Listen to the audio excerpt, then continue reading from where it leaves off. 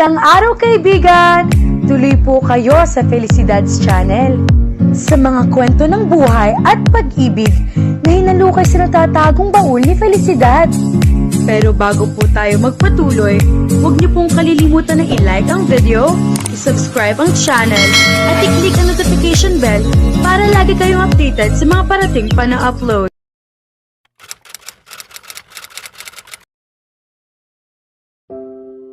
Sumakay si Amara sa naghihintay na sasakyan. Nanatili pa ring malamig ang hangin sa labas at ang bawat paghinga niya ay nagiging mapusyaw na ulap bago unti-unting maglaho sa kawalan. Nasa loob na si Maxwell. Gaya ng nakasanayan, maayos at tuwid ang kanyang pagkakaupo. Kalmado ang kanyang tindig at nakatuon pa rin ang kanyang mga mata sa tablet na hawak niya. Ginoong Escudero. Salamat po sa lahat ng ginawa ninyo, mahina ngunit taos-pusong sabi ni Amara. May lalim ang kanyang tinig habang pasulyap siyang tumingin dito, umaasang kahit saglit ay susuklian nito ang kanyang tingin. Ngunit hindi iyon nangyari. Hindi ko iyon ginawa para sa iyo, sagot ni Maxwell nang hindi man lamang nag-aangat ng tingin. Patag at propesyonal ang kanyang tinig. Ginawa ko iyon para sa kumpanya. Napakahalaga ng proyektong ito kasama ang Velor Fragrance House. Kapag nakuha natin ang kanilang interes, maaari silang maging pangmatagalang kliyente ng Venture and Corporation.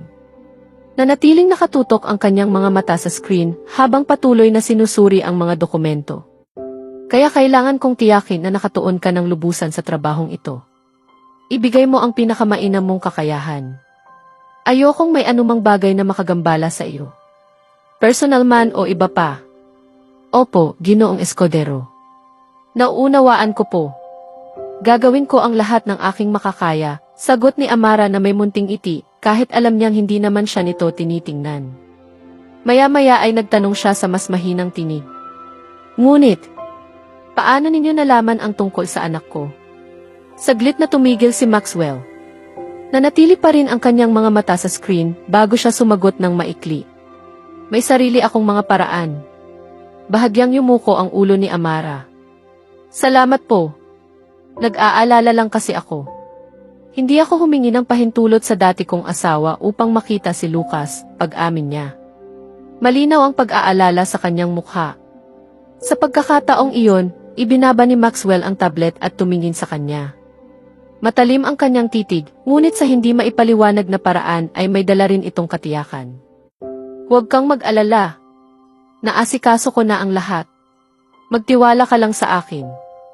Sandaling natigilan si Amara. Pagkatapos ay marahan siyang tumango. Hindi niya maipaliwanag kung bakit, ngunit mas pinaniwalaan niya ang mga salitang iyon kaysa sa nararapat. Salamat po. At salamat din sa cake at sa regalong inihanda ninyo para kay Lucas. Talagang nagustuhan niya iyon, dagdag niya ng buong katapatan. Bahagya lamang tumango si Maxwell bago muling ibinalik ang kanyang pansin sa tablet. Maraming salamat po, Ginoong Escudero, mahinang sabi ni Amara. Lubos ko pong pinahahalagahan ang lahat ng ito. Hindi agad sumagot si Maxwell.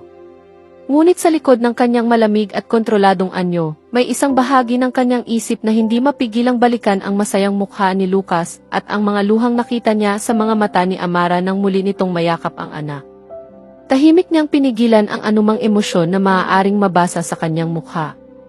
Pagkatapos ng ilang sandali, maikli lamang siyang nagsalita. Siguraduhin mong sulit ang biyahe natin, Binibining Cruz. Hindi po kayo mabibigo, agad na tugon ni Amara.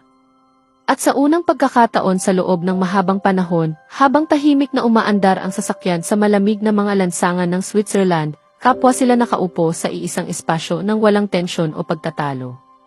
Tanging isang katahimikang hindi man komportable, ngunit hindi rin lubos na malamig. Sapat na ang mga pasasalamat na iyan, Binibining Cruz, biglang putol ni Maxwell. Matatag ang kanyang tinig at walang puwang para sa karagdagang pagtatalo. Ngayon, nais kong patunayan mo sa akin na hindi ako nagkamali ng pagkatiwalaan kita. Bahagyang lumakas ang tibok ng puso ni Amara, ngunit hindi nawala ang munting ngiti sa kanyang mga labi. Hindi po kayo nagkamali, Ginoong Escudero. Patutunayan ko po iyon. Hindi alam ni Amara na sa loob ng maraming dekada, ang pamilya Escudero ang isa sa pinakamalalaking tagapagtaguyod ng pandaigdigang paaralan ng St. Maurice. Hindi lamang sila mga tagapagbigay ng tulong pinansyal. Sa loob ng maraming salinlahi, nag-aral doon ang mga miyembro ng kanilang pamilya. Ang apelyidong Escudero ay bahagi na ng kasaysayan at pamana ng paaralan na nakaukit sa mga alaala at tradisyon nito. Bago pa man sila lumapag sa Switzerland, naayos na ni Maxwell ang lahat kasama ang punong guro ng paaralan na si Ginoong Brandon Harold. Ang pakikipagkita ni Amara kay Lucas ay naitala bilang isang usaping pampamilya at hindi bilang isang pagbisita ng isang taong walang kaugnayan sa paaralan. At malinaw na sinabi ni Maxwell ang isang bagay. Anumang kahihinatnan ng kanyang naging desisyon, siya lamang ang mananagot. Habang tahimik na umaandar ang sasakyan sa mga lansangan ng Switzerland, hindi maiwasan ni Maxwell na tanungin ang sarili kung bakit niya ginawa ang lahat ng iyon. Hindi naman iyon bahagi ng kanyang tungkulin. Hindi iyon kabilang sa anumang kasunduan. At lalong hindi iyon kinakailangan para sa proyekto ng Velour Fragrance House, gaano man niya piliting ikumbinsi ang sarili na iyon ang dahilan. Sinabi niyang para iyon sa kumpanya. Iyon ang pinakaligtas na sagot. Iyon ang paliwanag na nagpapanatiling matibay sa mga pader na matagal na niyang itinayo sa paligid ng kanyang sarili. Ngunit ang katotohanan, mas magulo, mas komplikado, at mas mahirap tanggapin. Sa loob ng maraming taon, sinanay ni Maxwell ang sarili na gumawa ng mga pasya batay sa mga katotohanan, numero, datos, at maingat na pagsusuri ng panganib. Ngunit ngayon, narito siya. Lumilihis sa mga karaniwang tuntunin para sa isang babaeng wala namang dapat maging bahagi ng kanyang mundo. Isang babaeng sa unang tingin ay walang anumang kaugnayan sa kanya. Ngunit sa kung anong paraang hindi niya maipaliwanag, mayroon. Marahang napalingon siya kay Amara. Nakatitig ito sa bintana ng sasakyan, may banayad at malayong ngiting na kalarawan sa kanyang mukha. Marahil ay iniisip nito si Lucas. Marahil ay inuulit sa alaala ang bawat sandaling nakasama ang anak. Hindi nito napansin ang mga matang nakatingin sa kanya. At ipinagpasalamat iyon ni Maxwell. Sapagkat kung nahuli siya nito sa pagtingin, maaaring makita ni Amara ang isang bagay na buong buhay niyang pinilit itanggi. Isang bagay na kahit siya mismo ay ayaw pangalanan. Agad niyang ibinalik ang kanyang paningin sa tablet at mariing kinontrol ang anumang emosyon na nagbabantang lumitaw.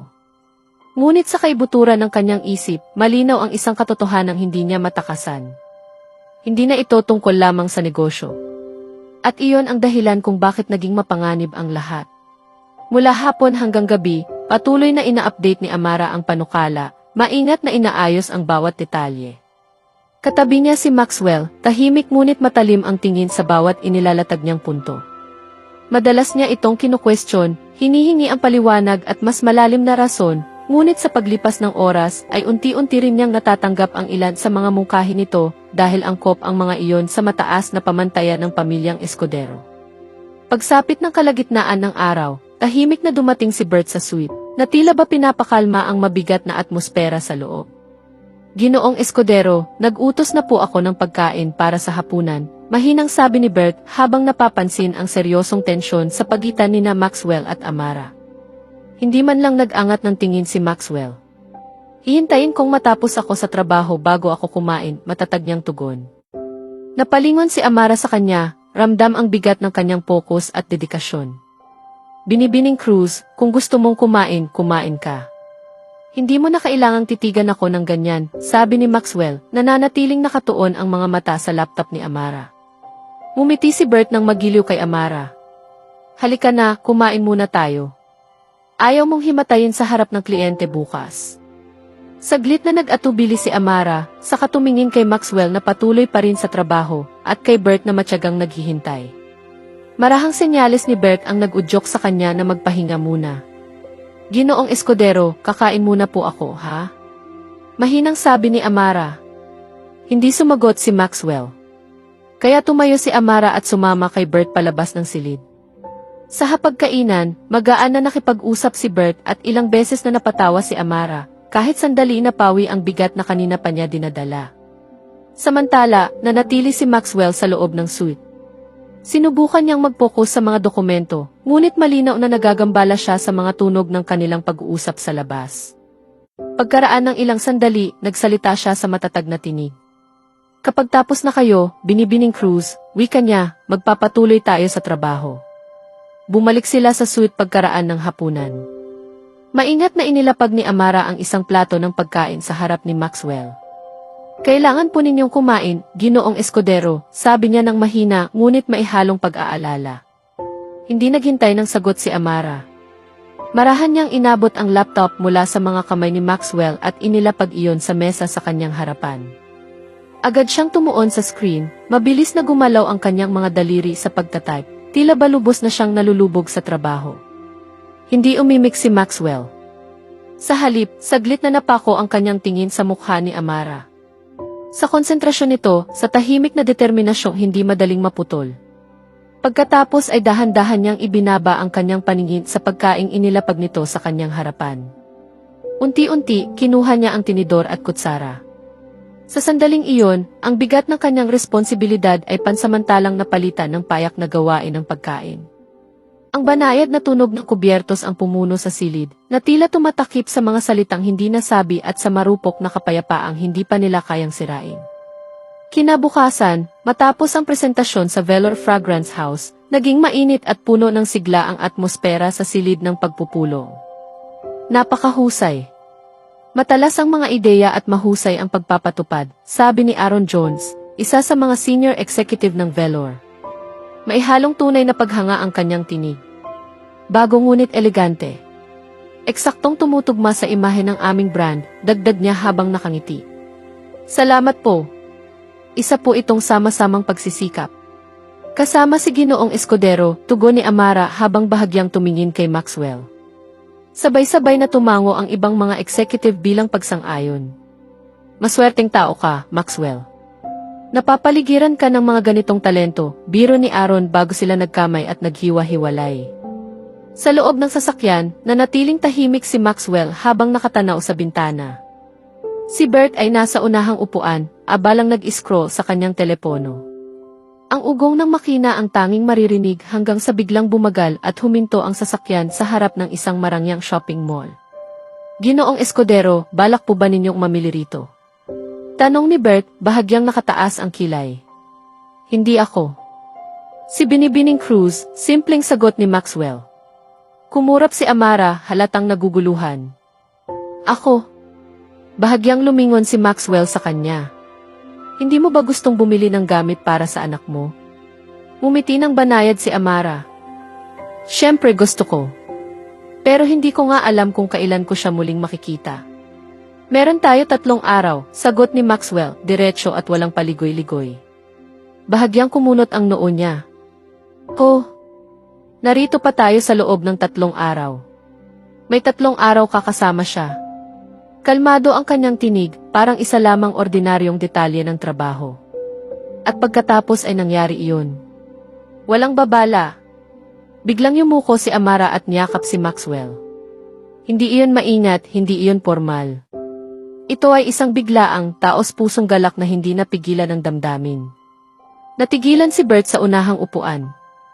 Si Maxwell. Hindi agad kumilos. Saglit na parang nawala ang laman ng kanyang isipan. Humigpit ang kanyang dibdib at ang tibok ng kanyang puso ay tila nagkamali ng ritmo. Hindi siya ngumiti, ngunit naroon ang bahagyang bakas nito. Isang halos hindi pa niya lubos na naunawaan. Salamat po, Ginoong Escudero. Maraming salamat po. Bulong ni Amara, mainit ang kanyang tinig habang nakasubsob sa balikat nito, walang pagtatanggol. Nang mapagtanto niya ang kanyang ginawa, agad siyang kumalas. Namula ng husto ang kanyang pisngi. Pasensya na po. Hindi ko po sinasadya. Sobrang natuwa lang po ako. Pwede ka nang mamili ngayon. Hihintayin kita dito, sagot ni Maxwell, bumabalik ang malamig at formal na tono.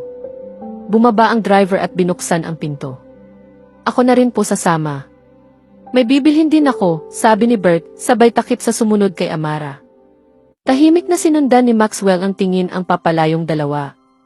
Unti-unting naglaho ang kanilang mga tinig sa gitna ng karamihan. Nanatiling nakapatong ang kanyang kamay sa bahaging nahawakan pa ng init ni Amara, ilang sandali lamang ang nakalipas. Hindi niya iyon inalis agad. At sa kaibuturan ng kanyang dibdib, nanatiling hindi mapakali ang kung anumang damdaming pilit niyang binabaliwala. Sinabi niya sa sarili na wala iyon. Ngunit kahit gaano niya piliting kumbinsihin ang sarili, hindi na ito pakiramdam na wala. Sinundan ng tingin ni Maxwell ang papasok na dalawa hanggang sa tuluyan silang lamunin ng salaming pinto ng mall. Ang dami ng mga tao sa loob ay tila lumulunok sa kanila, ngunit ang isip niya ay nanatiling nakasabit sa sensasyong naiwan kanina. Ang biglaang pagyakap ni Amara. Walang pag-aalinlangan. Walang pag-iingat. Parang likas lamang. Katawa-tawa, sabi niya sa sarili. Pasasalamat lamang iyon. Wala nang iba pa. At gayon pa man, may kung anong nakaabalang pakiramdam na ayaw mawala. Isang bagay na nananatili kahit papilit niyang itinataboy. Marahan niyang pinatuktok ang kanyang mga daliri sa kanyang tuhod. Isang bihirang kilos ng pagkabalisa na hindi niya madalas ipakita. Nang mapansin niya ito, agad niyang itinigil ang galaw at isinandal ang likod sa upuang balat. Sa panlabas, mukhang ganap na kontrolado si Maxwell Escudero. Ngunit sa loob, ang bakas ng init ng yakap ni Amara ay hindi pa rin kumukupas. Maya-maya ay bumalik ang driver sa kanyang upuan. Maglaan ka ng oras, maikli niyang sabi. Ngunit kahit naka-off ang makina, at kahit patuloy ang pagdaloy ng mga minuto, nanatiling nakapako ang kanyang mga mata sa pasukan ng mall. Naghihintay. Kahit siya mismo ay hindi lubos na sigurado kung ano ang hinihintay niya. Nang hapong iyon, mag-isang nagtungo si Amara upang makita si Lucas. Naayos na ni Maxwell ang lahat sa punong guro, kaya naging maayos, tahimik, at pribado ang kanilang pagkikita. Pagkatapos noon, bumalik si Maxwell sa hotel kasama si Bert. Hindi pa kita nakitang umasta ng ganito, Maxwell, puna ni Bert habang papasok sila sa kanyang suite. Sa simula pa lang, nang igiit mong sumakay ako sa isang komersyal na eroplano, nagtataka na ako. Tinanggap ko ang paliwanag mong ayaw mong maabala si Amara habang tinatapos niya ang proposal sa pribadong eroplano. Kahit hindi iyon lubos na kapanipaniwala, pagpapatuloy ni Bert, matalim ang tingin sa kaibigan. Pero nang gumawa ka pa ng paraan upang maayos ang pagkikita niya at ng anak niya. Doon ko naramdaman na may kakaiba. May hindi tama rito, dagdag niya habang bahagyang nakasandal sa counter. Ano ba ang malaking usapin doon? Alam mo namang ang pamilya namin ang pinakamalaking tagapagtaguyod ng paaralang iyon sa loob ng maraming salinlahi, paliwanag ni Maxwell sa kalmadong tinig, bagaman may bahid ng pagtatanggol sa sarili. Matagal na tayong magkaibigan, Maxwell. Kilalang kilala kita. Hindi ka taong basta na lang nakikialam sa buhay ng iba nang walang dahilan. Kaya bakit ngayon? Bakit si Amara, tanong ni Bert, mas mahinahon na ang tono, ngunit nananatiling naghahanap ng sagot. Nanatiling tahimik si Maxwell. Wala siyang maibigay na dahilan. Wala siyang mga salitang makapagpapaliwanag sa mga naging kilos niya. Sapagkat kahit siya mismo ay hindi maunawaan kung bakit niya ginagawa ang lahat ng iyon. Pinaaalalahanan lang kita bilang isang kaibigan, parahang sabi ni Bert habang inilalagay ang isang kamay sa kanyang balikat. Si Cassandra ang iyong mapapangasawa. Ano man ang nararamdaman mo, mas mabuting unawain at ayusin mo iyon habang maaga. Ingatan mo ang sarili mo. Iniwan ni Bert ang suite, at naiwan si Maxwell na nag-iisa, kasama ang kanyang mga iniisip. Hindi mapakali ang kanyang isipan habang paulit-ulit niyang binabalikan ang bawat kilos, bawat pasya, at bawat bagay na ginawa niya sa maghapong iyon. Hindi nagtagal, tumunog ang doorbell. Inakala ni Maxwell na si Bert iyon na bumalik. Cassandra, ano ang ginagawa mo rito? Gulat na tanong ni Maxwell nang makita si Cassandra na nakatayo sa may pintuan. Hindi sumagot si Cassandra. Sa halip, lumapit siya at niyakap si Maxwell, sa kamarahang idinikit ang kanyang mga labi sa pisngi nito. Miss na miss kita. Sobra kitang na-miss. Bakit hindi mo man lang sinabi sa akin na pupunta ka rito? Sambit niya habang mahigpit na nakapulupot ang mga kamay sa lieg ng lalaki. Narito ako para sa trabaho, hindi para maglibang, tugon ni Maxwell habang dahan-dahang inaalis ang mga kamay nito mula sa kanyang lieg. Pagkatapos ay tumalikod siya at iniwang nakatayo si Cassandra sa may pintuan. May dala itong malaking maleta. Nang tuluyan siyang makapasok, sinundan niya si Maxwell patungo sa sala. Kapag natapos ka na sa trabaho, maaari tayong magkasama. Mahinang bulong ni Cassandra habang niyayakap siya mula sa likuran, nakapulupot ang mga bisig sa kanyang baywang. Napabuntong hininga si Maxwell, hati sa pagkainis at pagkalito. Bakit narito si Cassandra? At bakit hindi kailanman nagdulot ng kakaibang damdamin sa kanya ang presensya nito? Marahil dahil bata pa lamang sila ay magkakilala na.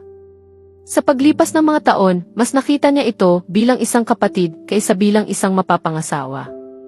Ngunit, bakit ang maikling yakap ni Amara kanina ay nagawang pabilisin ang tibok ng kanyang puso at guluhin ang kanyang isip sa paraang hindi niya mapigilan? Bakit ang panandali ang init ng katawan nito ay nag-iwan ng bakas na hindi niya maalis sa kanyang isipan, samantalang ang palagi ang presensya ni Cassandra ay halos walang naidudulot na anumang damdamin sa kanya? Dahan-dahang naupo si Maxwell sa sofa, pasan ang bigat ng mga emosyong hindi niya maipaliwanag o mabigyan ng pangalan. At sa unang pagkakataon matapos ang mahabang panahon, hindi negosyo, mga estratehiya, o schedule ang laman ng kanyang isip. Siya! Ang babaeng hindi niya maunawaan. Ang babaeng nagawang baguhin ang lahat sa isang maikli, ngunit di malilimutang sandali. Nang gabing iyon, nakatanggap si Amara ng isang mensahe mula kay Maxwell. Binibining Cruz, maaari kang manatili rito hanggang Linggo. Naayos ko na ang sasakyan at matutuluyan mong hotel para magamit mo hanggang sa araw na iyon. Naasikaso na rin ang lahat ng usapin tungkol sa paaralan. Sulitin mo ang oras na mayroon ka rito. Hihintayin ka ng aking pribadong eroplano sa Linggo. Matagal na pinagmasdan ni Amara ang mensahe. Sunod-sunod na mga tanong ang pumasok sa kanyang isipan, ngunit hindi siya agad nagbigay ng tugon. Sa halip, maikli lamang ang kanyang isinagot. Nabatid ko. Kinabukasan, habang bumababa siya upang mag-agahan, nakita ni Amara si Maxwell na naglalakad sa lobby ng hotel, kasama ang kanyang mapapangasawang si Cassandra. Magkahugpong ang kanilang mga braso, habang maayos at tila likas na likas silang nagtutungo sa sasakyang naghihintay sa kanila. Hindi niya inaasahan ang reaksyong naramdaman niya, ngunit may kung anong kumirot sa kanyang dibdib sa nasaksihang iyon. Isang damdaming pilit niyang hindi binibigyang pansin. Maya-maya, napansin niya si Bert sa malapit. Ginoong Wenceslao, kayo po ba at si Ginoong Escudero? Saan kayo patutungo? Tanong niya na may bahagyang pag-uusisa sa tinig. Babalik na kami sa atin, maayos na sagot ni Bert. Ipinaalam naman sa iyo ni Ginoong Escudero na maaari kang manatili rito hanggang Linggo, hindi ba? Tahimik na tumango si Amara habang pinananatiling kalmado at walang mababasang emosyon ang kanyang mukha. Sulitin mo ang iyong pamamalagi rito, Binibining Cruz. Kung may anumang kailangan ka o may mangyaring hindi inaasahan, huwag kang mag-atubiling makipag-ugnayan sa akin. Magalang na sabi ni Bert bago bahagyang yumuko at nagtungo sa parehong sasakyang naghihintay kina Maxwell at Cassandra. Inakala ni Amara na hindi siya napansin ni Maxwell sa lobby. Ngunit napansin siya nito. Mula sa loob ng sasakyan, panandali ang napaling ang tingi ni Maxwell sa lobby at nahagip ng kanyang mga mata si Amara na nakatingin sa kanilang direksyon.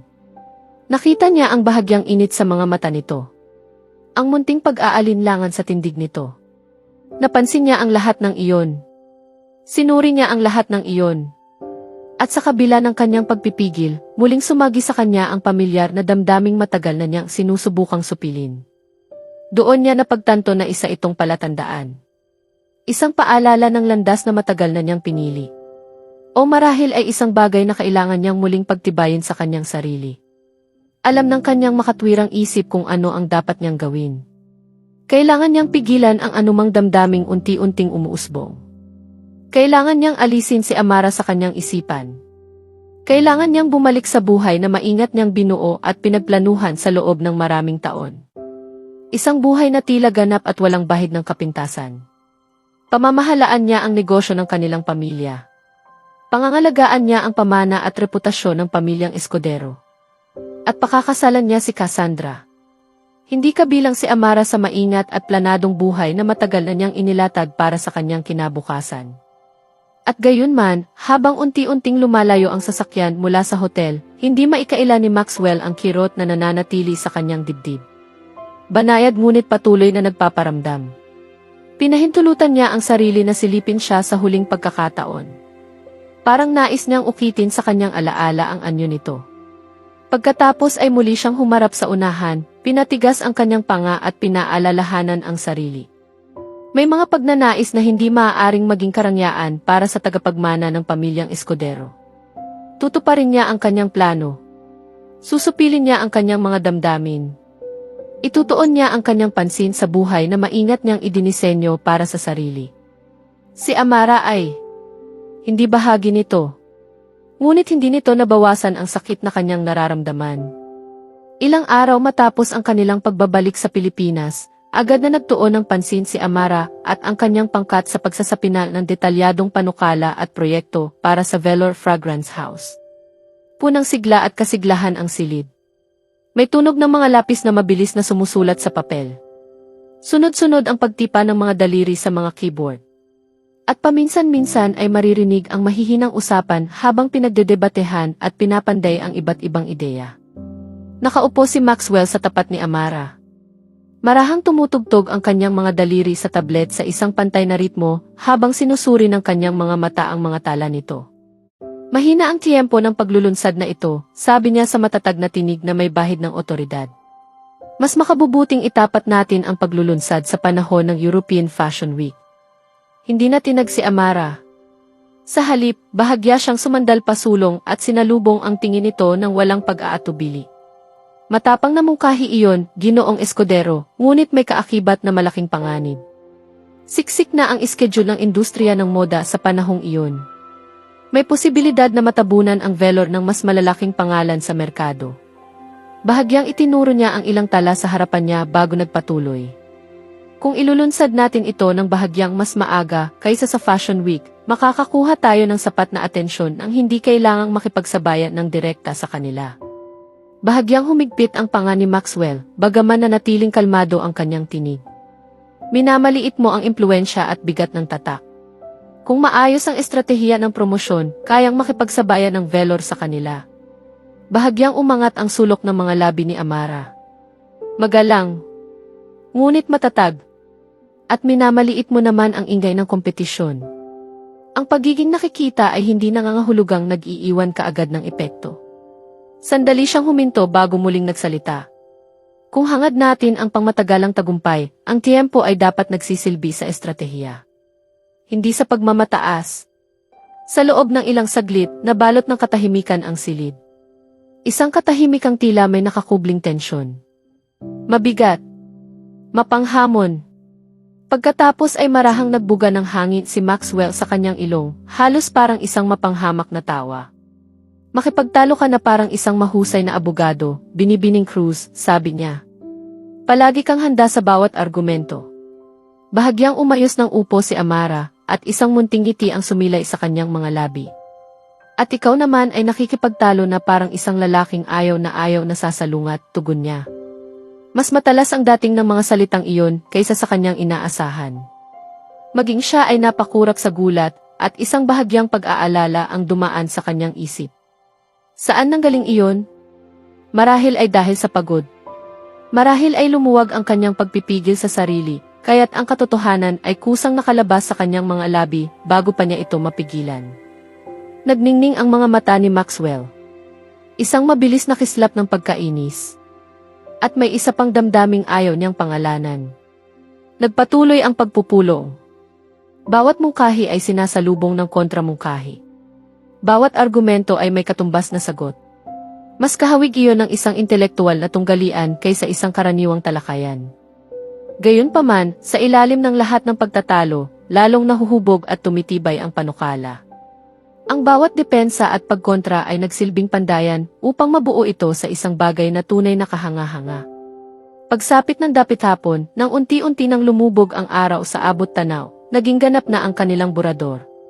Malinis, matiyak, at hinubog sa apoy ng kanilang walang humpay na palitan ng mga ideya at pananaw. Kalaunan, sa kanyang opisina, nakasandal si Bert sa kanyang upuan habang nakatiklop ang mga kamay sa likod ng kanyang ulo at nakatingin kay Maxwell. Kayo ni Binibining Cruz. Talagang kahanga-hanga kayong magkasama bilang isang koponan. Napakahusay ninyong magtugma, sabi ni Bert, may bahagyang ngiting naglalaro sa kanyang mga labi. Paulit-ulit na umalinggaw sa isip ni Maxwell ang mga salita nito. Kahanga-hangang koponan. Napakahusay ninyong magtugma. Paulit-ulit na umuukit ang mga katagang iyon sa tahimik na sulok ng kanyang kamalayan. Sinubukan niya itong isang tabi. Ngunit nanatili ang mga ito ng mas matagal kaysa sa kanyang inaasahan. Nang gabing iyon, sa bahay ni Amara, dumalaw si Miranda. Wow! Kaya talagang inayos ng punong ehekutibong opisyal ninyo ang lahat para makita mo si Lucas sa Switzerland. Aba, kahanga-hanga naman iyon, sabi ni Miranda habang nanlalaki ang mga mata sa pagkamangha. Nagkibit balikat si Amara, ngunit may bahagyang ngiting sumilay sa kanyang mga labi. Oo, mabuti siyang tao, marahan niyang sagot. Sa panlabas, mukha siyang walang emosyon at tila laging pinangungunahan ng kanyang pagmamataas. Pero naramdaman ko na tunay naman siyang nagmamalasakit. Nagsalubong ang mga kilay ni Miranda. Ang dating asawa mo nga ay hindi man lang nag-abala para gawin iyon para sa iyo. Pero isang taong halos hindi mo kilala ang kusang gumawa ng paraan para matulungan ka. Tanong niya, halatang hindi makapaniwala. Mahinang natawa si Amara. Bueno. Ginawa niya iyon dahil nais niyang makapag-focus ako ng lubusan sa isang malaking proyekto para sa kumpanya. At nagkataon namang nasa Switzerland ang kumpanyang iyon, paliwanag niya. Bahagyang ikiniling ni Miranda ang kanyang ulo, habang unti-unting lumalawak ang mapanuksong ngiti sa kanyang mga labi. Talagang nagkataon nga ba? Baka naman gusto kanya, Amara. Hindi na nakapagpigil si Amara. Mabilis niyang dinampot ang isang maliit na unan sa sofa at ibinato iyon sa ulo ni Miranda. Napatawa si Miranda at bahagyang umiwas. Siya ang punong ehekutibong opisyal. Isa pa, nakatakda na siyang magpakasal sa isang babaeng kapantay niya sa katayuan sa buhay. Samantalang ako, isa lamang akong empleyado niya, tutol ni Amara. Ngunit sa kabila ng kanyang mga salita, may bahagyang init na nanatili sa kanyang dibdib. Umisi si Miranda, tila hindi man lamang natitinag. Pero hindi naman ibig sabihin noon na imposible, hindi ba? Napailing si Amara habang marahang tumatawa. Masyado ka ng maraming nobelang romantiko na nababasa, Miranda. Ang mga kwento tungkol sa punong ehekutibong opisyal na umiibig sa empleyado. Kathang-isip lang ang mga iyon. Ngunit sa katahimikan ng kanyang tahanan, tila pinasinungalingan ng kanyang puso ang kanyang sariling mga salita. Maaari kayang may kahit kaunting interes si Maxwell sa kanya?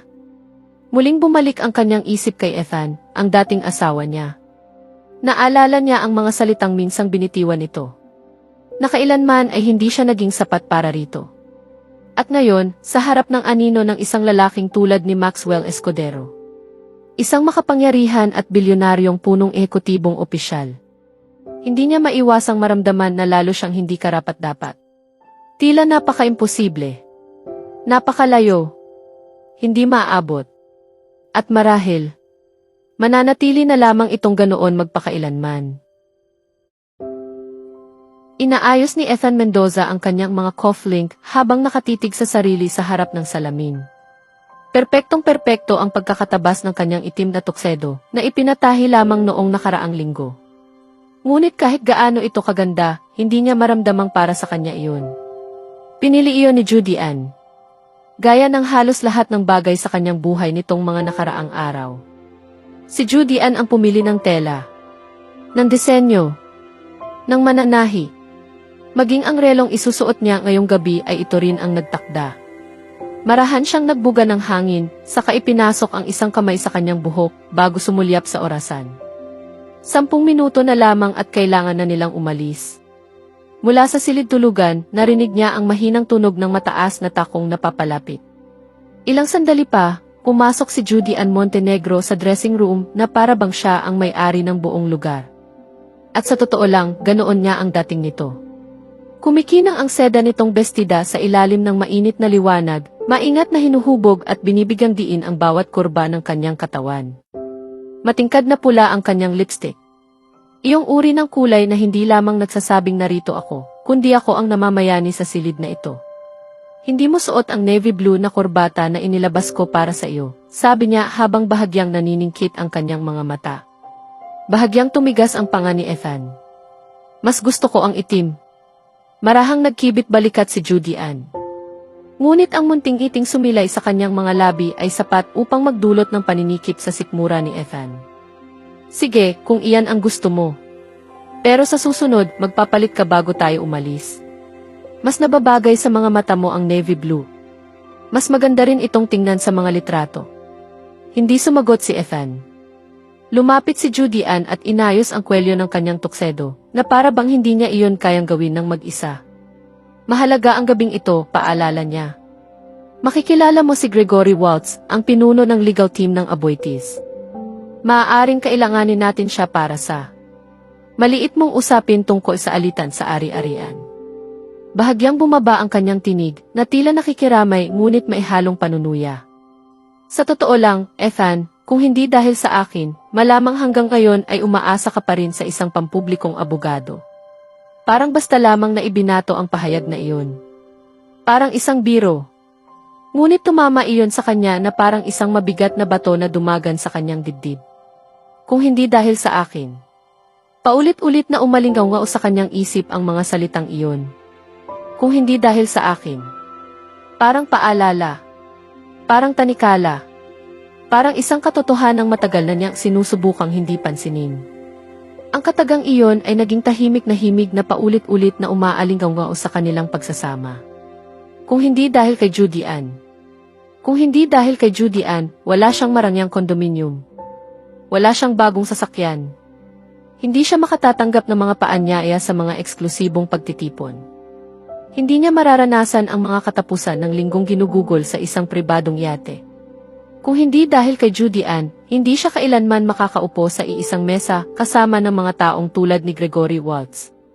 Dumating sila sa charity gala ng Aboitiz Foundation sakay ng isa sa mga elegante at mamahaling itim na sasakyan ni Judy Ann. Gaya ng nakasanayan, si Judy Ann ang unang pinagbigyan ng driver. Binuksan nito ang pinto para sa kanya, at maingat siyang bumaba na mailikas at sanay na kariktan. Kaagad na kumislap ang mga kamera. Sunod-sunod. Walang tigil. Pagkatapos ay lumingon siya at iniabot ang kanyang kamay kay Ethan.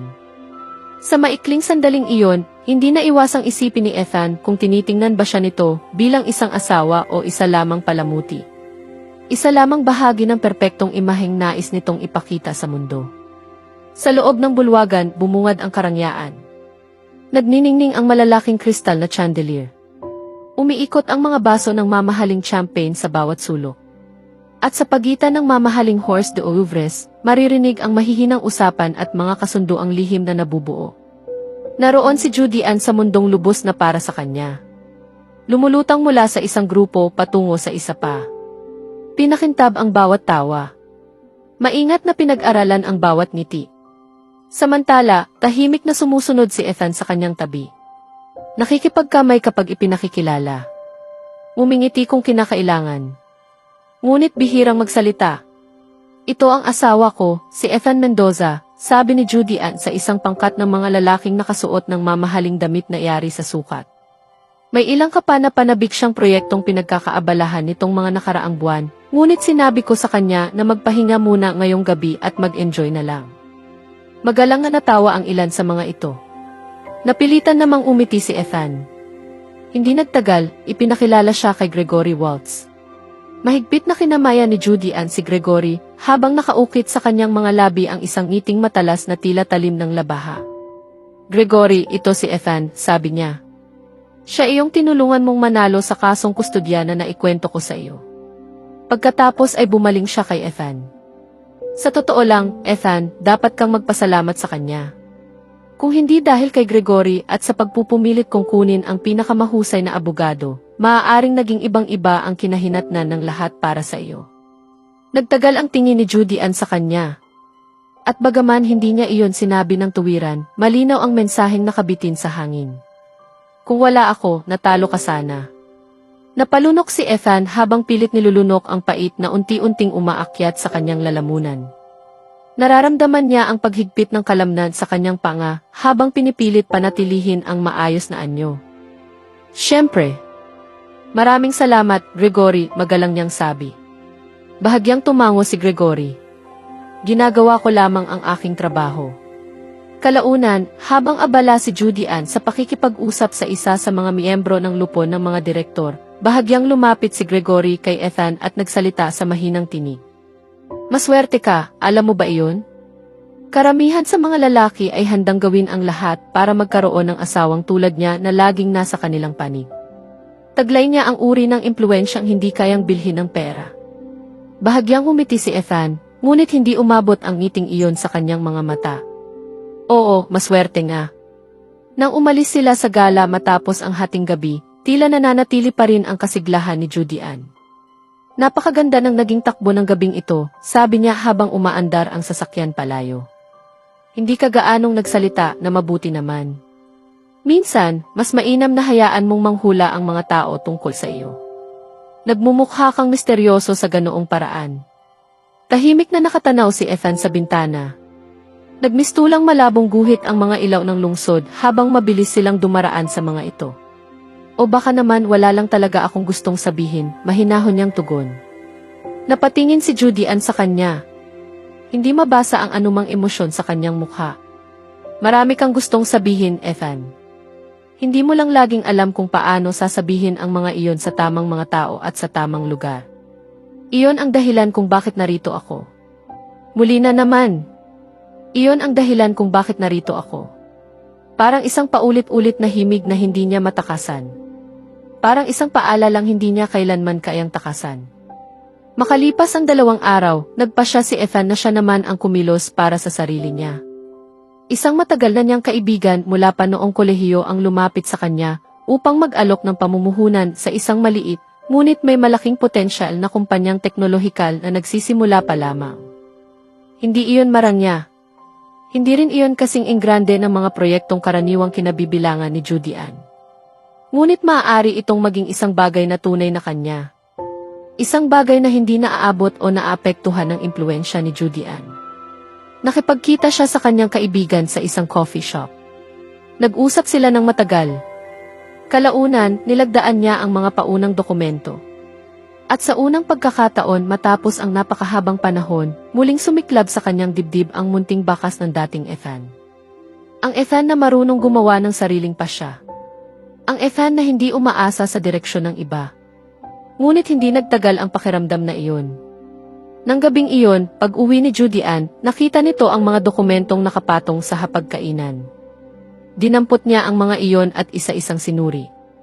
Malamig, matiwasay, at tila sanay na sanay sa pagsusuri ng anumang bagay na mapunta sa kanyang mga kamay. Isang startup company?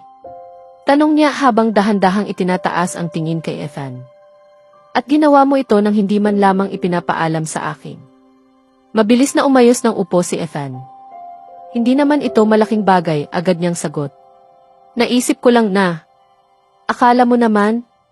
Matalim na sambit ni Judy Ann, kasabay ng isang maikli at mapanuyang tawa. Ethan, may ideya ka ba kung gaano kataas ang failure rate ng mga startup? Alam mo ba ang burn rate nila? Ang debt ratio? Hindi. Dahil hindi ka man lang nag-abalang magtanong sa akin. Hindi ko kailangang itanong sa'yo ang lahat, mahina ngunit matatag niyang sagot. Lumapit siya, marahang umaalingaw-ngaw ang tunog ng kanyang takong sa marmol na sahig. Oo, kailangan mo, malamig niyang tugon. Dahil kapag bumagsak ito, at tiyak na babagsak ito, hindi lang ikaw ang maapektuhan. Magsasalita ang mga tao. At kapag nagsalita sila, sasabihin nilang ang asawa ni Judy Ann Montenegro ay gumawa ng isang hanga na desisyon. At ako ang madadamay. Mas mabigat pa sa inaasahan ang mga salitang iyon. O marahil, sadyang ganoon ang layunin. Pera ko ito, mahina ngunit may bahid ng pagtutol na bulong ni Ethan. Naningkit ang mga mata ni Judy Ann. Pera mo, ulit niya, may halong panunuya. Ethan, wala kang ganoong kalaking liquid cash kung wala ako. Hindi ka pagbibigyan ng bangko ng ganoong loan kung hindi ka asawa ko. Huwag nating lokohin ang sarili natin. Gusto niyang sumigaw. Gusto niyang ibagsak ang anumang nasa paligid niya. Gusto niyang sabihin na mali siya. Ngunit sa kaibuturan ng kanyang isip, alam niyang hindi. At iyon ang higit na masakit. Nang gabing iyon, habang natutulog si Judy Ann sa pangunahing silid ng kanilang Manila Villa, si Ethan ay nanatiling gising sa sala. Malalaking bintana mula sahig hanggang kisame ang humaharap sa tanawin ng lungsod. Mga ilaw na kumikislap na parang malalayong bituin. At sa ibaba, ang tuloy-tuloy na ugong ng trapiko. Isang paalala ng mundong patuloy na umiikot sa labas ng kanilang tahimik, ngunit mabigat na tahanan. Tahimik siyang nakaupo. Nag-iisa. At sa katahimikan, muling bumalik sa kanyang isipan ang lalaking dati niyang kilala. Ang lalaking hindi naghihintay ng pahintulot ng iba. Ang lalaking naniniwalang siya mismo ang nagmamaneho ng kanyang sariling buhay. Nang ikinasal siya kay Amara, ibinigay nito ang sarili sa kanilang tahanan ng buong buo. Nagluluto para sa kanya. Nag-aalaga ng kanyang mga damit.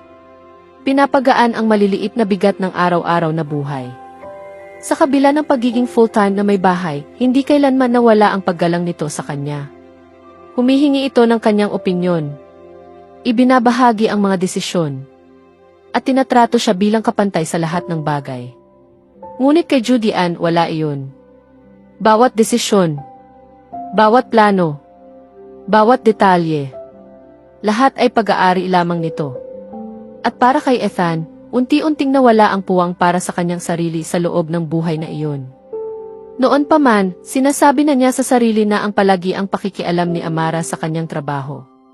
Ang pagtulong nito sa mga papeles, ang pag-aayos ng kanyang mga kakulangan sa propesyon, at maging ang pagsuporta sa kanyang mga promosyon at tagumpay, ay dahilan kung bakit siya nakararamdam ng pagiging maliit. Iyon ang naging palusot na kanyang pinanghawakan noong binigyang katwiran niya ang pag-alis sa piling nito, na hindi ito sapat para sa kanya. Hindi niya kailanman inamin na malaking bahagi ng kanyang narating ay dahil sa kanya. At higit sa lahat, hindi niya hinarap ang katotohanang matagal na niyang tinatanggihan. Na naging labis siyang komportable sa pag-asa rito, naging kampante, at naging tamad sa pag-iisip para sa sarili niyang mga desisyon. Kaya't iniwan niya ito, sinisisi ang babae, kahit ang totoo ay ang sarili niyang kahinaan ang nagtulak sa kanya palayo. Ngunit ngayon, kay Judy Ann, mas matalim ang pakiramdam ng pagiging maliit. Mas mabigat. Mas nakakapos. Bawat bahagi ng kanyang buhay ay may tatak nito. Ang villa na kanyang tinitirhan. Ang sasakyang kanyang minamaneho. Maging ang mga taong maaari lamang niyang makilala. Araw-araw, unti-unting naglalaho ang hangganan sa pagitan ni Ethan Mendoza at asawa ni Judy Ann Montenegro, hanggang sa halos hindi na niya matukoy kung saan siya nagtatapos at kung saan nagsisimula ang imaheng itinakda para sa kanya.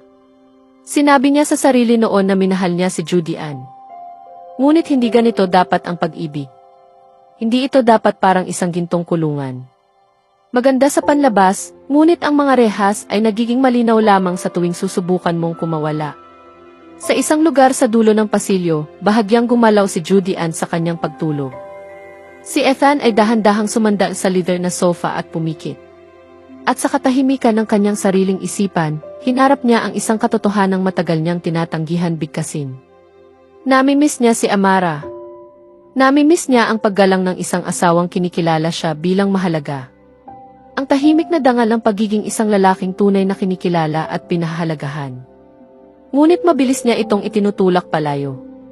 Kinukumbinsi ang sarili na ang bawat tagumpay ay may kaakibat na sakripisyo. At kung ang kapalit ay ang kanyang sariling puso, ay marahil ay tanggapin na lamang niya iyon. Ngunit kahit pilit niyang isara ang isip, hindi niya kayang patahimikin ang kirot na nananatili. Ang bahaging sa kaloob-looban niya ay patuloy na naghahanap ng bagay na matagal na niyang iniwan.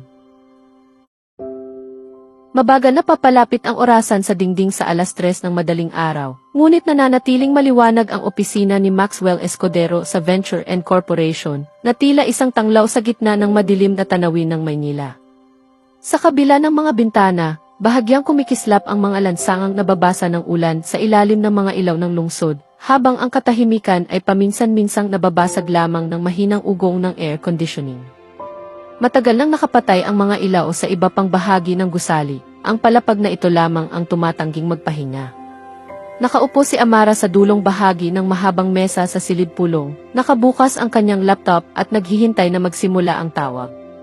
Nakatayo naman si Bert sa kanyang tabi, hawak ang isang tablet habang muling sinusuri ang mga dokumento at detalye ng pag-login. Binigyan niya si Amara ng isang nakapagpapalakas loob ng ngiti. Ang kanyang likas na kabaitan ay malinaw na kabaligtaran ng malamig at mahirap basahing anyo ni Maxwell, na nakaupo sa unahang bahagi ng mesa. Nakatiklop ang mga braso at walang mabasang emosyon sa mukha. Kumurap ang screen bago tuluyang nabuhay at lumitaw ang mga mukha ng pangkat mula sa Velour Fragrance House sa Zurich. Naroon sina Aaron James, Senior Executive, Helen Frazier, Art Director, Nicholas Hillard, Creative Director, at Linda Richard, Head of Marketing. Alas 9 pa lamang ng umaga sa kanilang panig ng mundo. Simula pa lamang ng kanilang araw ng trabaho. Mukha silang sariwa, masigla at handang sumabak sa talakayan. Sa Maynila, mabigat ang pagod na nakasabit sa hangin ng silid. Sa Zurich naman, nagsisimula pa lamang ang kanilang araw. Ito ang ikalawang pagpupulong para sa pag-apruba ng Velour. Ang huling pagsusuri ng konsepto ng kampanya bago tuluyang simulan ang produksyon. Maayos ang naging daloy ng talakayan. Halos lahat ng mungkahing iniharap ni Amara ay sinalubong ng pagsang-ayon. Pinuri ni Helen ang kanyang husay sa biswal na pagsasalaysay. Yumuko ng bahagya si Nicholas habang nakangiting nagsabi, "Iyan mismo ang himig at damdaming nais naming maiparating." Dagdag naman ni Linda na ganap na nahuli ng konseptong ito ang tinig ng Velour at humiling lamang ng ilang maliliit na pagbabago. Mas banayad na tono ng kulay dito. Mas pinong bersyon ng tagline doon. Sa isang sandali, habang yumuyuko si Amara upang ayusin ang isang slide, iniabot ni Maxwell ang kanyang kamay at bahagyang inikot ang laptop upang mas humarap ito sa kamera. Sumayad ang kanyang mga daliri sa likod ng kamay ni Amara. Maikli lamang ang pangyayaring iyon. Walang kapansin-pansin para sa iba. Ngunit napansin iyon ni Bert. Gaya rin ng katotohanang hindi kaagad inalis ni Maxwell ang kanyang kamay. Mabilis na nagtatala si Bert ng mga mahahalagang punto, paminsan-minsang sumusulyap kay Maxwell. Hindi pa nagsasalita ang lalaki kahit isang beses man lamang. Nakatuon ang kanyang tingin sa screen o kay Amara, habang ang kanyang mga daliri ay magaan na magkadugtong sa anyong tila isang tor. Hindi siya isang taong nagsasayang ng salita sa mga bagay na hindi kailangang sabihin. Nang matapos ang tawag, lagpas alas 4 na ng madaling araw sa Maynila. Muli na namang nabalot ng katahimikan ang opisina, na tanging mahinang ugong ng air conditioning ang maririnig. Marahang isinara ni Amara ang kanyang laptop at napabuntong hininga ng may bahagyang ginhawa. Sulit ba ang pagpupuyat? Tanong ni Bert, binabasag ang katahimikan. Ang karaniwan niyang magaan at mainit na tinig ay tila banayad na sumanib sa tahimik na paligid. Kung ganito rin naman ang magiging resulta. Palagi, sagot niya, kasabay ng isang bahagyang ngiti. Magandang trabaho, Binibining Cruz. Maghanda ka. 5 araw mula ngayon, lilipad tayo patungong Switzerland upang lagdaan ang kontrata. Malamig at walang emosyon ang tono ni Maxwell. Hindi man lamang siya nag-angat ng tingin mula sa mga papeles na nasa kanyang mesa. Napatingin si Amara sa kanya at dumaan sa kanyang mukha ang bahagyang pagkalito. Mula nang bumalik sila mula sa Switzerland 3 linggo na ang nakalipas, may nagbago kay Maxwell. Palagi naman itong tahimik at mailap. Maingat magsalita. Hindi nagsasayang ng salita o nagpapakita ng damdaming hindi kailangan. Ngunit ngayon, may iba. May sinasadyang lamig sa kanyang pakikitungo. Parang isang pinto ang marahang isinara sa kanyang harapan. Nahuli ni Amara ang sariling napapansin iyon at agad niyang itinulak ang kaisipan palayo. Opo, Ginoong Escudero, sagot niya habang inilalagay ang kanyang laptop sa loob ng bag. Halika na. Maghanap tayo ng lugar na bukas pa. Ihahatid na rin kita pa uwi pagkatapos, magiliw na alok ni Bert. Magandang ideya. Gutom na ako, tugon niya habang nakangiti. Ginoong Escudero, gusto niyo bang sumama? Tanong ni Bert. Huminto si Maxwell ng bahagyang mas matagal kaysa kinakailangan bago marahang umiling. Nang magsara ang pinto sa kanilang likuran, muling bumalot ang katahimikan sa opisina. Sumandal si Maxwell sa kanyang upuan at marahang nagbuga ng hangin. Sinusubukan niya. Diyos ko, buong lakas niya iyong sinusubukan. Napanatilihin ang distansya sa pagitan nila. Naalisin si Amara sa kanyang isipan. Ngunit sa bawat pagpupulong, sa bawat pag-uusap, unti-unting nababawasan ang pagpipigil na pilit niyang pinanghahawakan. Mas hinahangaan niya ito kaysa sa nais niyang aminin. Ang katatagan nito matapos ang pagkawasak ng kanyang pag-aasawa. Ang tahimik nitong dignidad sa kabila ng pagkakahiwalay sa sariling anak. Hindi alam ni Amara na alam niya ang mga bagay na iyon. Hindi nito alam na nakikita niya kung paano nito pilit pinananatiling buo ang sarili, habang pasan-pasan ang bigat ng mga sakit na dapat sana ituluyan ng dumurog dito. At ang katotohanang unti-unti niyang nabuo mula sa mga piraso ng impormasyon ay lalo lamang nagpahirap na ilayo ang kanyang tingin. Ang pinakakahangahangang mga proyektong ipinagmamalaki ni Efan Mendoza sa Venture and Corporation ay hindi naman talaga kailanman nagmula sa kanya. Kay Amara ang mga iyon sa simula pa lamang. Sa lahat ng panahong iyon, siya ang tunay na utak sa likod ng mga tagumpay na inangkin ng iba. Ikinuskos ni Maxwell ang isang kamay sa kanyang panga, pilit na itinataboy ang mga kaisipang iyon. Paulit-ulit niyang sinasabi sa sarili na ang pagpapanatili ng distansya kay Amara ang tanging paraan upang maprotektahan silang dalawa. Ngunit ngayong gabi, habang unti-unting nawawala ang tunog ng kanyang mga yabag, ang distansyang iyon ay hindi na tila isang pagpili. Isa na itong pananabik na hindi na niya kayang ipagkaila. Matatag at tuloy-tuloy ang ugong ng mga makina ng eroplano, halos nakapapawi ng isip. Ngunit nanatiling nakatuon ang tingin ni Maxwell sa tanawing nasa kabilang hanay ng mga upuan. Nakatabi ni Bert si Amara, bahagyang nakayuko palapit dito habang may ibinubulong. Napatawa si Amara at marahang isinuklay sa likod ng tainga ang isang hibla ng buhok bago muling bumaling sa kanyang laptop. May kung anong kumirot sa dibdib ni Maxwell. Sinabi niya sa sariling wala lamang iyon. Sinusuri lamang ni Bert ang mga dokumento kasama si Amara. Ngunit sa kabila noon, may kung anong patuloy na gumugulo sa kanya sa nakikitang tagpong iyon. Binibining Cruz. Bumasag sa katahimikan ng kabina ang tinig ni Maxwell. Mababa, malamig at walang paligoy-ligoy. Ipakita mo sa akin ang dokumentong iyan. Agad na napatingin si Bert. Sa isang iglap, napalitan ng formal at propesyonal na anyo ang dati nitong magaan na ekspresyon. Ang mukhang palagi nitong isinusuot kapag kaharap si Maxwell. Hindi na nagsalita si Maxwell. Bahagya lamang niyang itinapat ang tingin sa bakanting upuan sa tabi ni Amara. Kaagad na tumayo si Bert. Nagbigay ito ng munting tango bago lumipat sa ibang pwesto.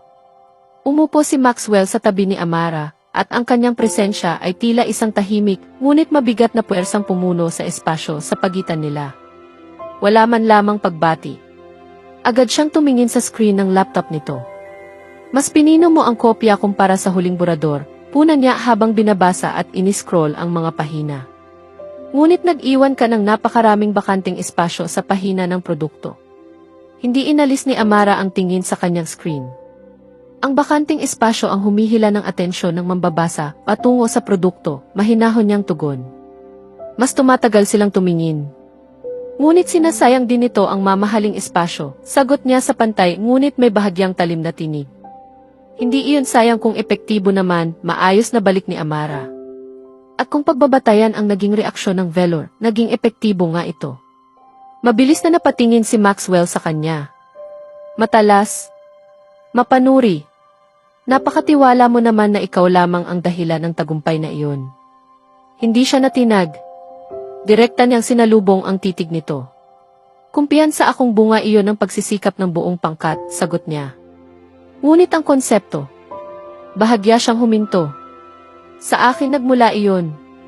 Oo. Sa loob ng ilang segundo, bahagyang tumigas ang kanyang panga. Hindi dahil sa galit, kundi sa isang halos hindi mapansing anyo ng pagkabigo. Kung ang pagpapakinis ko sa konsepto mo ang dahilan kung bakit nananalo ito ng mga kontrata, anya, masasabi kong epektibo rin ang bahagi ko sa proseso. Isang munting ngiti ang sumilay sa mga labi ni Amara.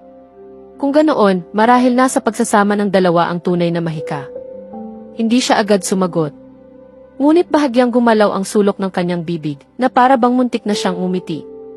Sa halip, ipinagpatuloy niya ang pag-scroll sa mga slides sa mabilis at eksaktong paraan, paminsan-minsang nagtatala ng maikling komento.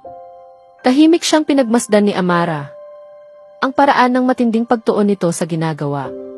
Ang paraan ng pagkapit ng kanyang atensyon sa bawat detalye. At hindi niya maiwasang isipin kung batid kaya nito kung gaano kalaki ang espasyong napupuno nito sa isang silid sa simpleng pag-upo lamang. Mainit ang loob ng kabina ng eroplano at nananatiling pantay ang ugong ng mga makina. Sa kabilang hanay ng mga upuan, nakatulog na si Bert, hawak pa rin ang tablet sa kanyang mga kamay.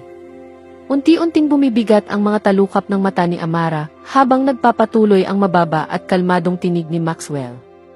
May tanong tungkol sa bahagyang pagbabago ng kulay dito. Pagpapalit ng uri ng titik doon. Otomatiko siyang sumasagot. Maingat. Professional. Ngunit habang tumatagal, unti-unting humihina ang kanyang tinig.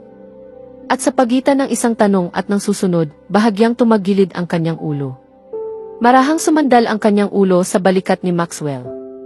Nanigas si Maxwell. Sa loob ng isang tibok ng puso, naisip niyang gisingin siya.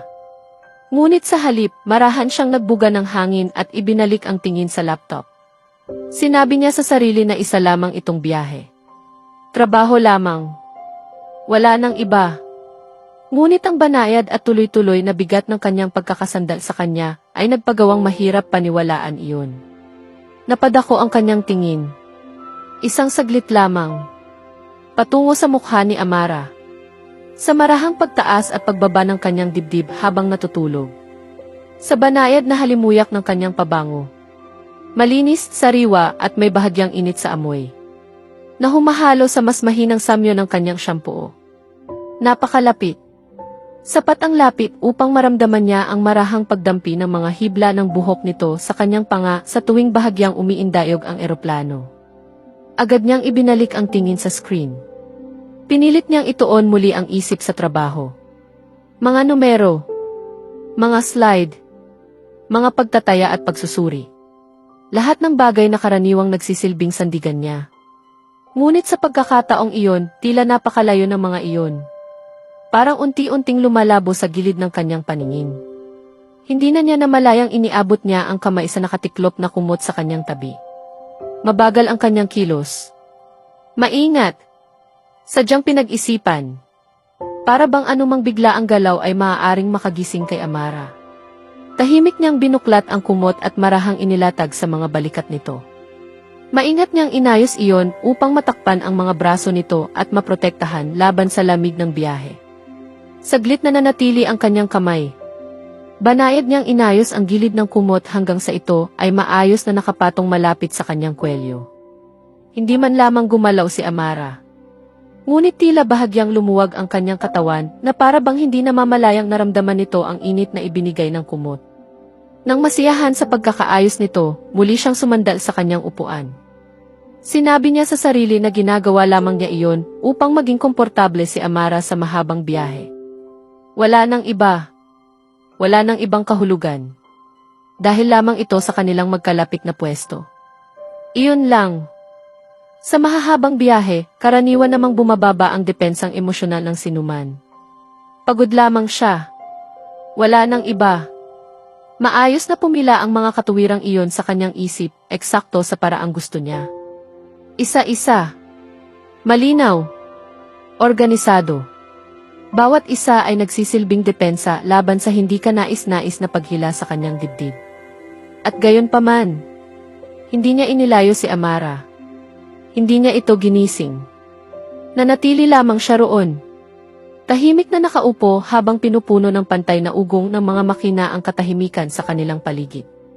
At habang pilit niyang ikinukumbinsi ang sarili na wala itong ibig sabihin, nagkunwari siyang hindi niya napapansin ang init ng katawan nitong nakasandal sa kanyang tagiliran. Nagkunwari siyang hindi iyon unti-unting bumabasag sa lahat ng pagpipigil na matagal niyang pinanghahawakan.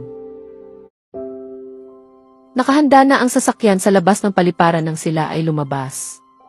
Tahimik na sumakay si Amara sa likurang upuan, nakatuon ang kanyang tingin sa mga ilaw ng lungsod na mabilis na dumaraan sa kabilang panig ng bintana.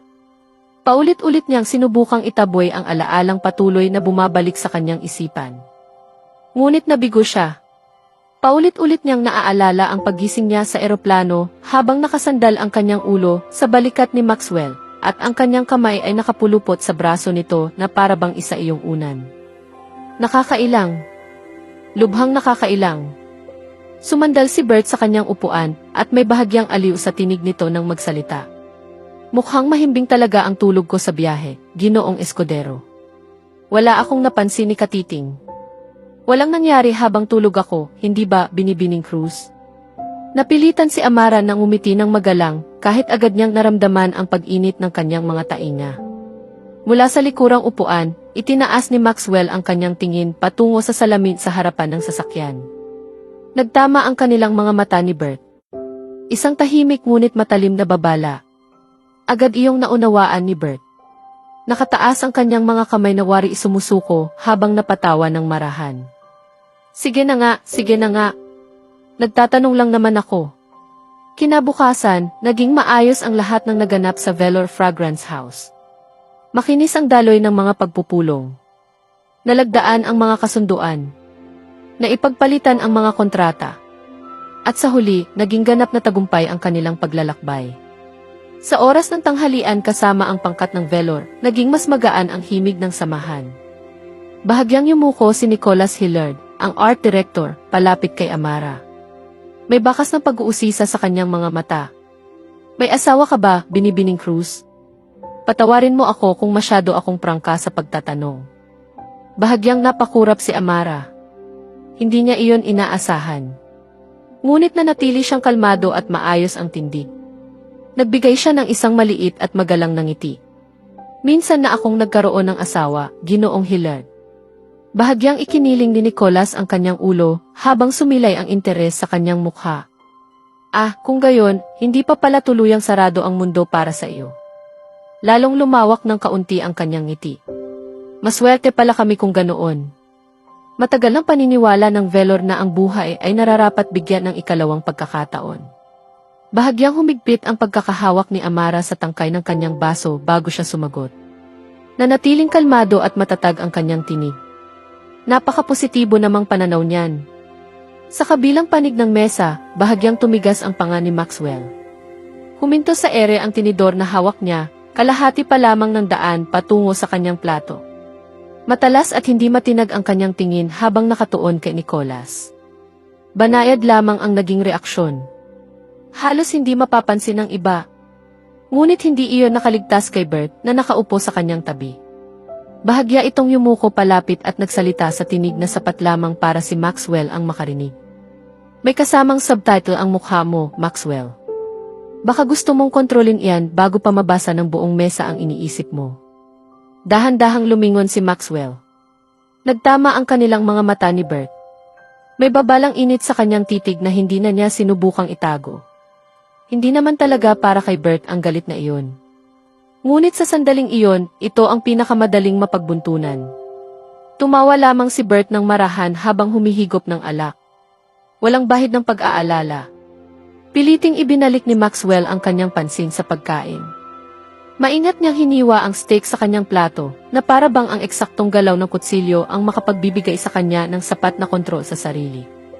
Hinayaan niyang maging malabong ingay sa paligid ang tinig ni Nicholas at ang magagaan na tugon ni Amara.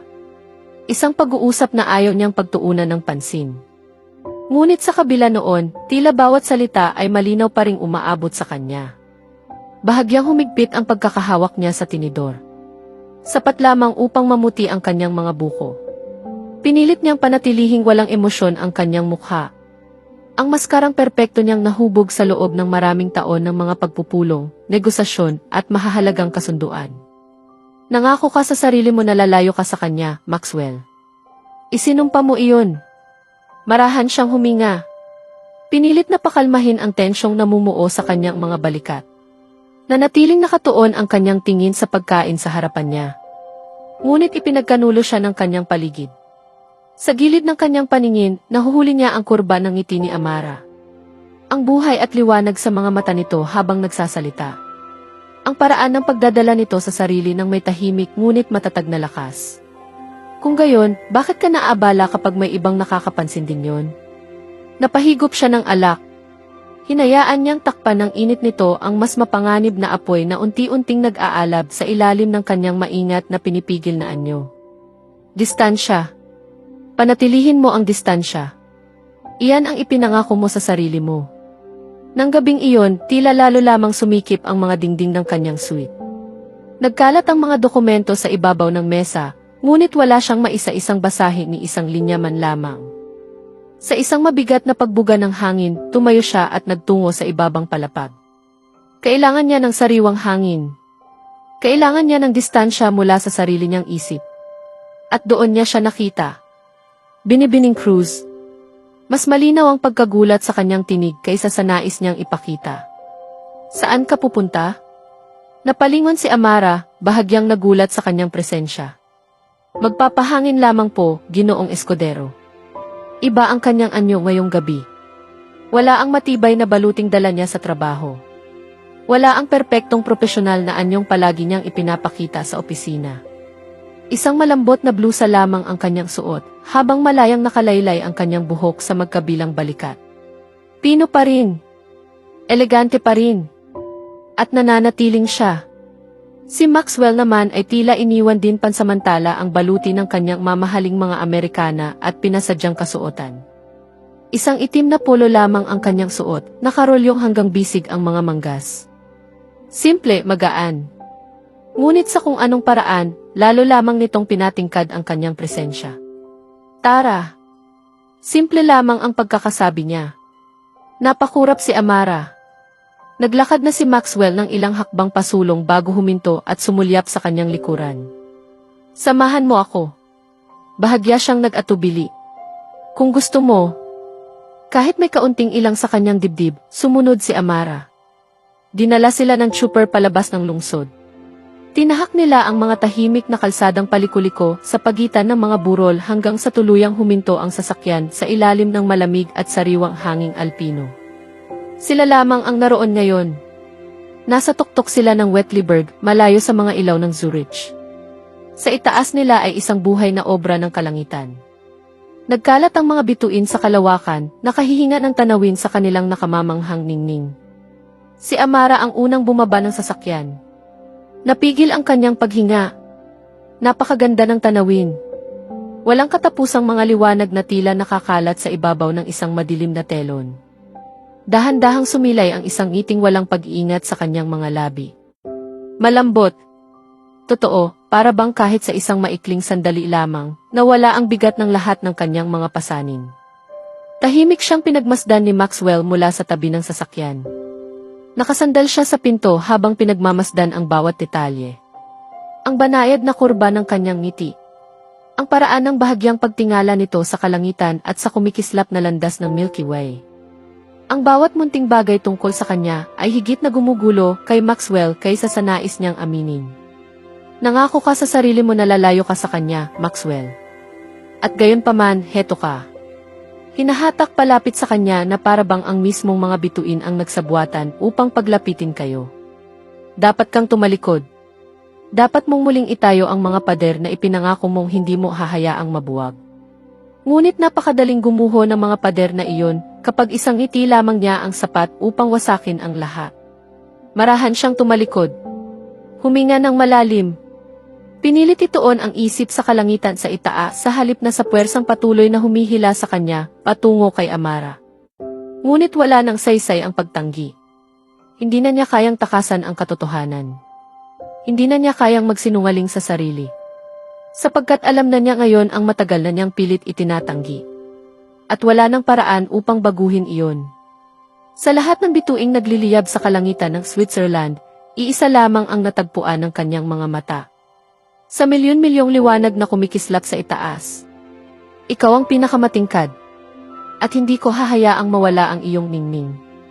Kinabukasan, natagpuan ni Maxwell si Amara sa lounge ng hotel. Maingat at kontrolado ang kanyang tinig, ngunit kakaunti lamang ang mababasa sa kanyang mga mata. Nais ng Velor Fragrance House na ikaw mismo ang makipag-ugnayan ng malapitan sa kanilang pangkat upang mabantayan ang proyekto hanggang sa matapos ito, anya. Ibig sabihin, kakailanganin mong manatili rito sa Switzerland sa loob ng 2 buwan. Bahagyang tumaas ang mga kilay ni Amara.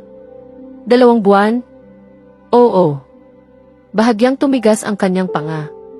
Ikaw mismo ang partikular nilang hiniling.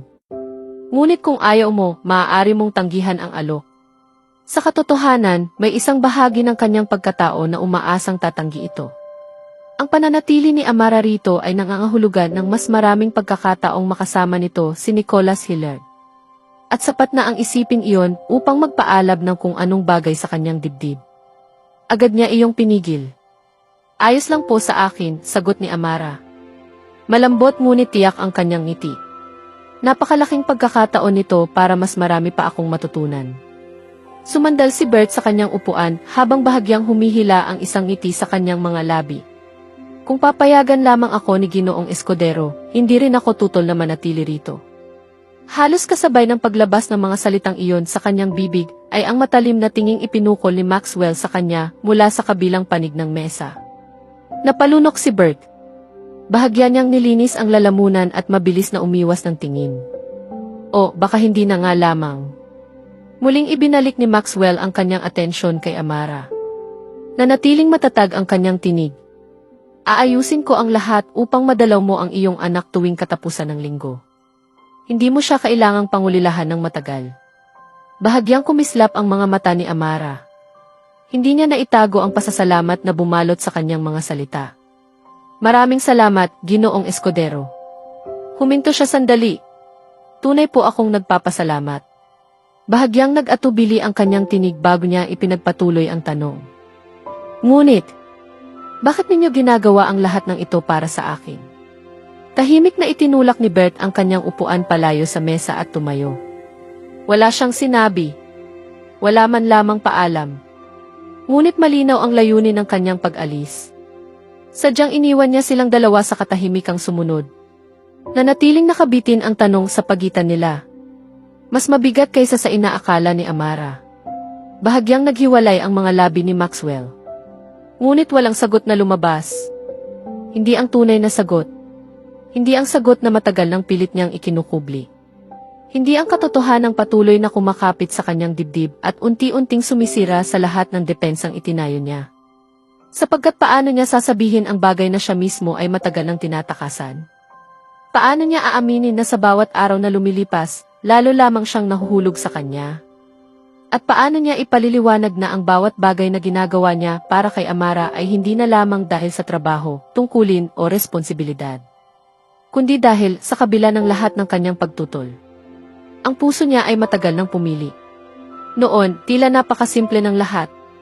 O marahil, iyon lamang ang paulit-ulit na ipinakukumbinsi ni Maxwell sa kanyang sarili. Lahat ng kanyang ginagawa, bawat pabor na kanyang inaayos, bawat impluensyang kanyang ginagamit, lahat ng iyon, ayon sa kanya, ay para sa kapakanan ng kumpanya.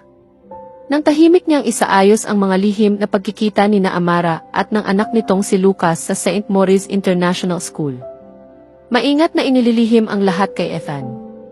Ipinaliwanag niya iyon bilang isang praktikal na hakbang. Upang manatiling nakatuon si Amara sa kanyang trabaho. Upang hindi maapektuhan ang kanyang pagganap ng pangungulila at pag-aalala. At noong mga panahong iyon, sapat na ang paliwanag na iyon. Malinis, makatuwiran, professional.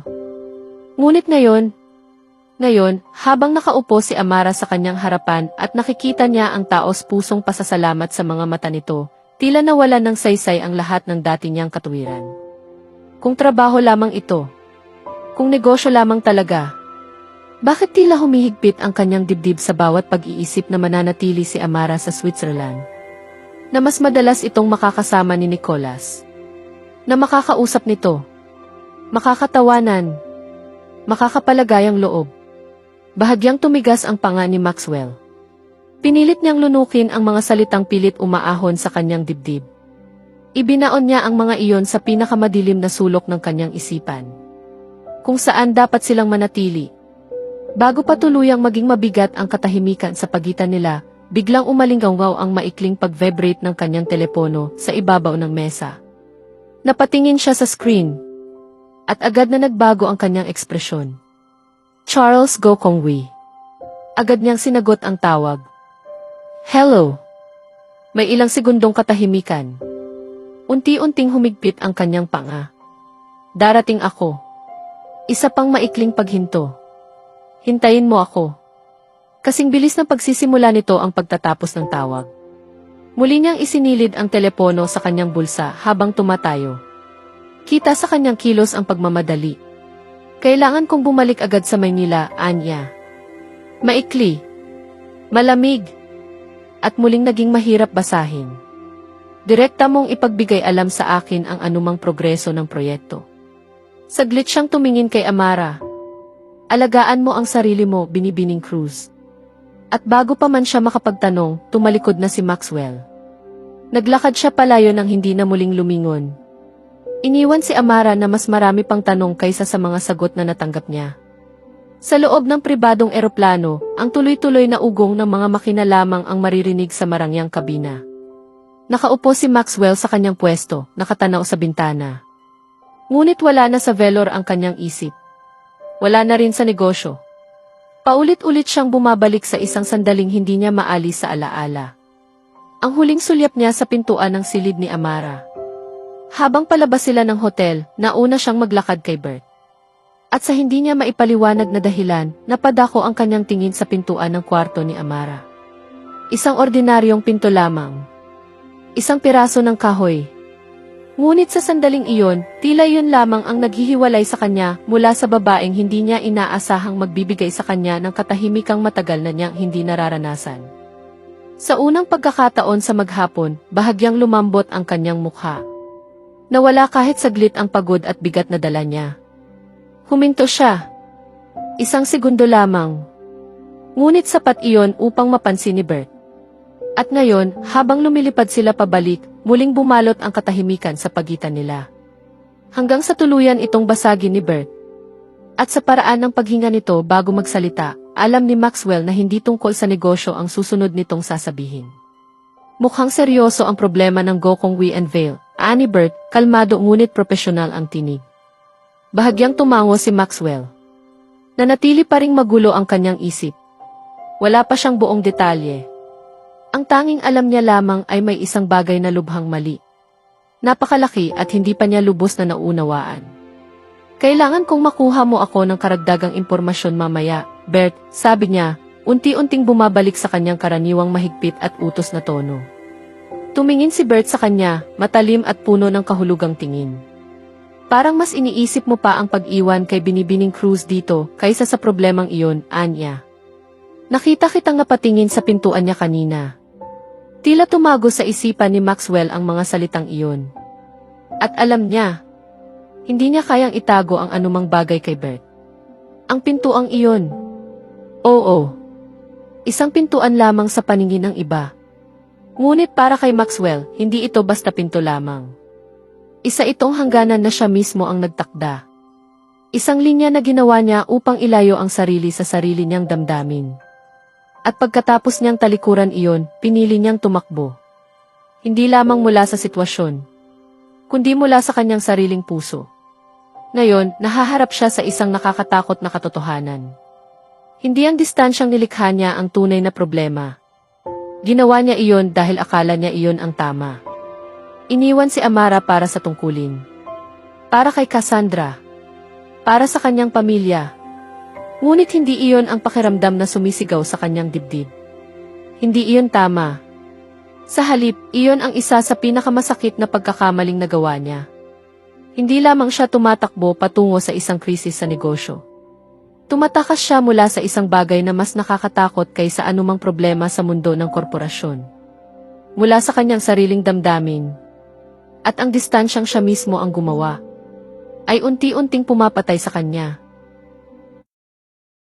Sa susunod na kabanata, mabubunyag ang tunay na dahilan ng biglaang pagbabalik ni Maxwell sa Maynila, at ang krisis na kinahaharap ng pamilyang Gokong Wei ay maglalagay sa kanya sa pagitan ng tungkulin at ng damdaming matagal na niyang sinusubukang itanggi. Samantala, habang nananatili si Amara sa Switzerland at lalong napapalapit sa pangkat ng Velor, magsisimula siyang mapansin ang mga bakas ng pag-aalaga at sakripisyong lihim na iniwan ni Maxwell para sa kanya. Mga bagay na maaaring tuluyang magpabago sa pagtingin niya rito. Kaya abangan natin